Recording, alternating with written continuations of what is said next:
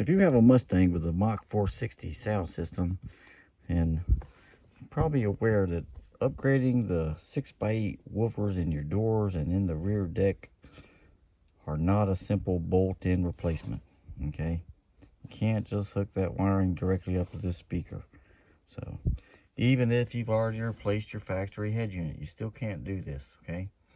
To understand why, let's look at the factory wiring, how it's done. So we have the 4 small 2.5-inch speakers that are in the front and rear are all fed directly from power from the head unit. These are all 4-ohm speakers.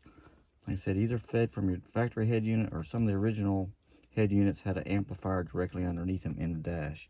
All right, but if you've done this conversion, all 4 speakers are going to be powered off of the head unit.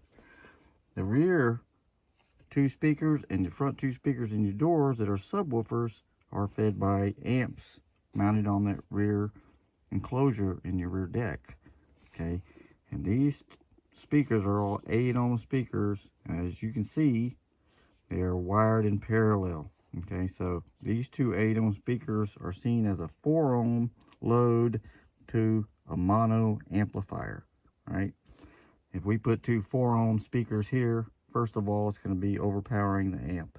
Okay, because it's going to be seen as a 2-ohm now, and it's not going to last very long if you turn the volume up.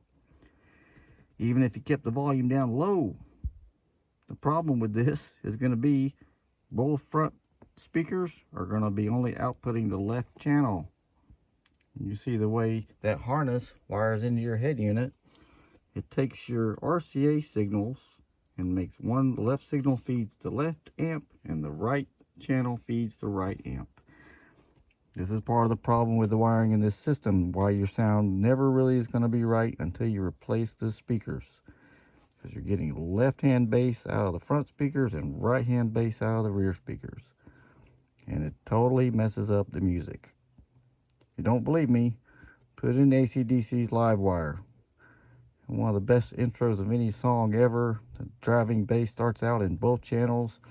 The heavy guitar licks hit in the left channel, and the cymbals come in later in the right channel. And all of that is muddied up in this car. You do not have proper fader or balance distinction. Okay, so I'm going to give you 3 options today for replacing these speakers. All right, all of them are going to sound way better than your tired factory speakers are going to sound. Okay, options 1 and 2 definitely have some compromises. I'll be choosing option 3, but let me just say that regardless of what you read on the internet, none of this is hard. Okay, none of this is difficult. It might be a little time consuming, but I'm going to give you directions on how to do this really, really easy.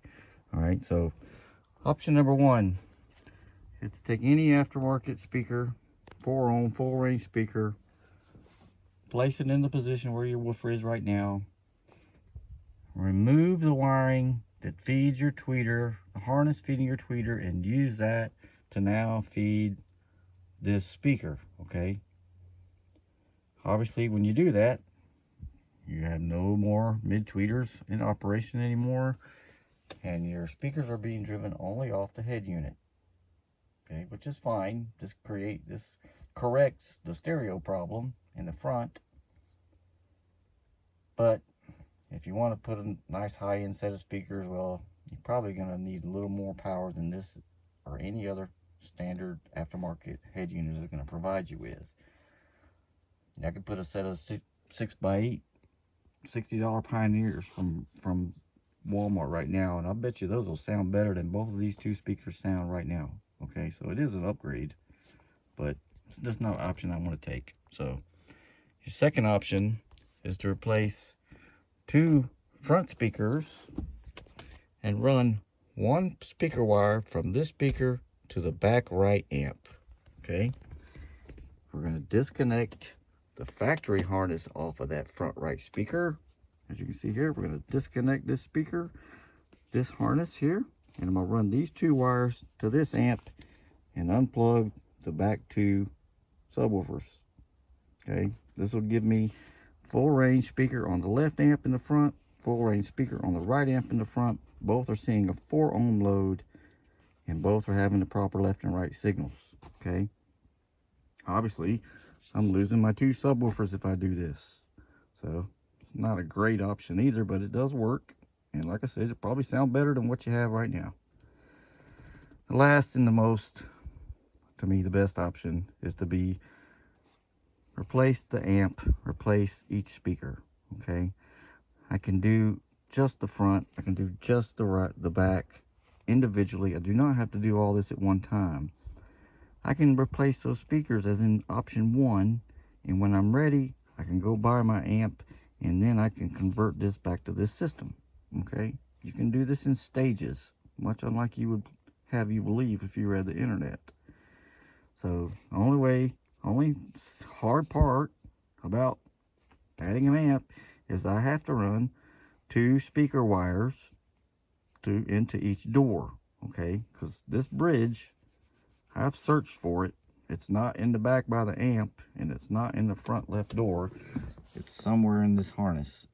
If I could find that split, but then we could just tie our speaker wires into there, but I can't find it. So we got to run 2 speaker wires into each door. I'm going to run from the door all the way back to exactly where the left amp is mounted now. I'm going to remove that amp. I'm going to replace it with a full range stereo 2-channel amp, and I'm going to run a new set of RCA cables from the head unit to the amp.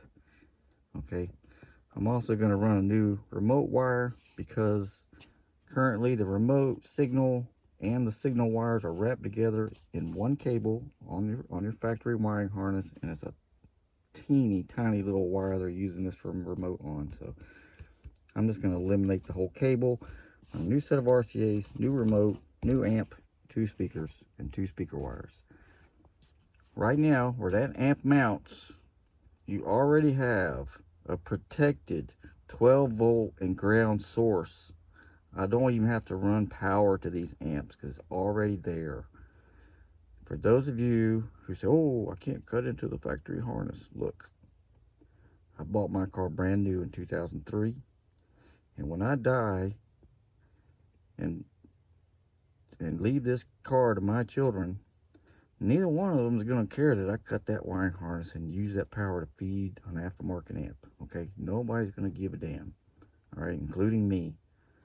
Nobody's going to go back to the factory horrible system. So, like I said, if you're willing to run 2 speaker wires, your options are endless for what speaker you want to choose and how to adapt this system.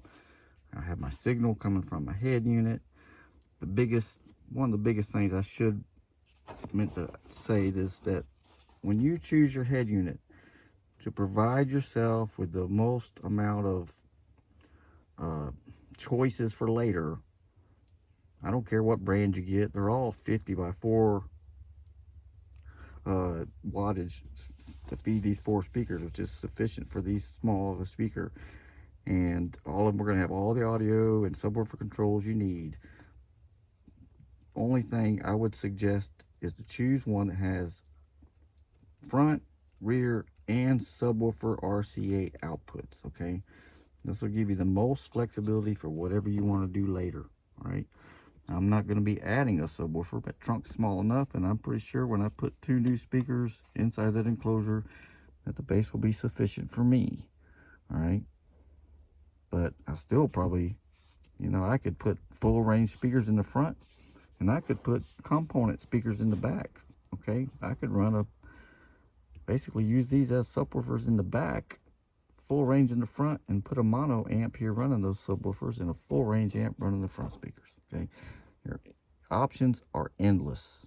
Okay, it's not hard to overcome. This little bridge is what messes everybody up right here. Okay, real simple, guys. I hope this simplifies things. I hope this makes everybody understand it's not extremely expensive, and you don't have to do all of this at one time. It's very simple. Okay, appreciate everybody watching, and let me know how your stereo turns out.